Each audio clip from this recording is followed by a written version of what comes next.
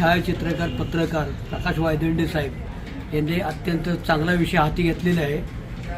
सध्या रस्ते हे वाहतुकीसाठी नसून दोन्ही बाजूला अतिक्रमण करण्यासाठी आहे।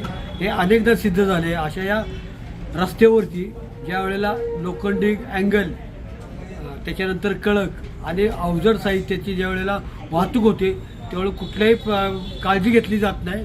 त्यामुळे अनेकदा मोटरसायकलवाला जर ओव्हरटेक करायला लागला तर त्याला कळक लागून तो पडण्याची बी व जीवितहानी होण्याची शक्यता आहे। वास्तविक पाहता त्या वाहनाची लांबी आणि त्या भरलेल्या कळकाची लांबी ह्याचं अंतर फार मोठं असतं, त्यामुळे वाहतुकीचा अडथळा होत आहे। तर मला वाहतूक पोलीस आणि नगरपालिकेला मला सक्तपणाने सूचना नव्हे विनंती करायची आहे की ही जी वाहतूक आहे, कळक असेल किंवा लोखंडी अँगल असेल, ह्याला काहीतरी वेळ द्या की जेणेकरून त्यावेळेला सर्व वाहतूक बंद केली जाईल।